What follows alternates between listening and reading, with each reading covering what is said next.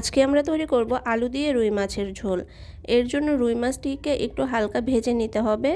আমি এটিকে হলুদ মরিচ লবণ দিয়ে মেখে ভেজে নিয়েছি। এরপর কড়াইতে একসাথে পেঁয়াজ এবং আলু ভেজে নেব। পেঁয়াজটা গোল্ডেন ব্রাউন হওয়া পর্যন্ত আমরা এটিকে ভেজে নিচ্ছি। ভাজাটা যেন দ্রুত হয় এর জন্য এখানে লবণ দিয়ে দেওয়া যেতে পারে, তাহলে খুব দ্রুত ভাজাটি হয়ে যাবে। আসসালামু আলাইকুম। যারা আমার ভিডিওটি দেখছেন সবাইকে দেশি স্টাইল কুকিং চ্যানেলে স্বাগতম।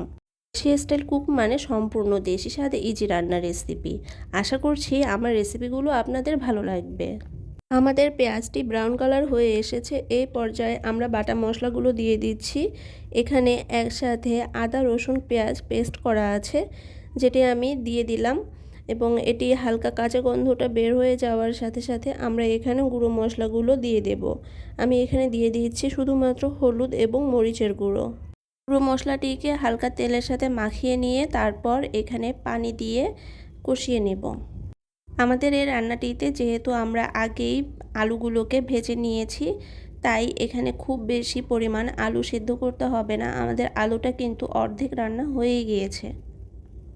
আর আলুটাকে এইভাবে আগে ভেজে নিয়ে রান্না করলে রান্নার স্বাদ অনেক বেড়ে যায় এবং আলুটি খেতে অনেক টেস্টি হয়। মশলাটি কষানো হয়ে গেছে। এখন আমরা এখানে পানি দিয়ে ঝোল করে নিব। আমরা যে পরিমাণে ঝোল রাখতে চাই তার থেকে একটুখানি বেশি পানি দিয়ে আমরা ঝোলটি রাখব এবং পানিটি ফুটে আসা পর্যন্ত আমরা অপেক্ষা করব। আমি আমার চ্যানেলে প্রতিদিনের ঘরোয়া রান্নার আয়োজনগুলো শেয়ার করার চেষ্টা করে থাকি।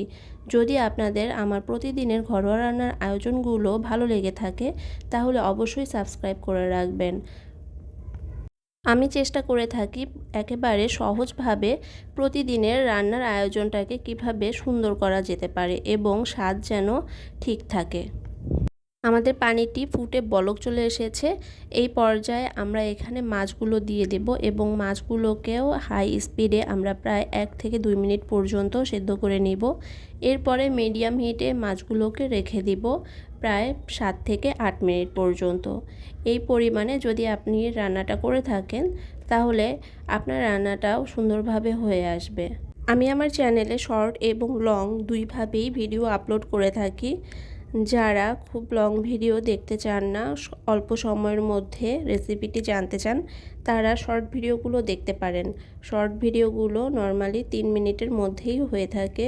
তবে এখন পর্যন্ত যেহেতু আমার চ্যানেলটি একেবারেই নতুন, তাই আমার এই ভিডিওগুলো খুব বেশি লং হয় না। তবে কেউ যদি খুব ডিটেইলসে জানতে চায় তাহলে অবশ্যই আমি পরবর্তী ভিডিওগুলো আরও লং করে দেওয়ার চেষ্টা করব। দেখতেই পাচ্ছেন আমাদের মাছটি রান্না করা হয়ে গিয়েছে। এরপরে আমরা চুলাটি বন্ধ করে দিয়েছি। এখন আস্তে আস্তে উপরের দিকে তেলগুলো উঠে আসবে। এতক্ষণ পর্যন্ত আমার ভিডিওটি যারা এত কষ্ট করে দেখেছেন তাদের অনেক অনেক ধন্যবাদ। এবং হ্যাঁ, অবশ্যই আমার চ্যানেলটি সাবস্ক্রাইব করে রাখতে অবশ্যই আপনারা ভুলবেন না। ধন্যবাদ সবাইকে। আল্লাহ হাফেজ। ভালো থাকবেন সবাই।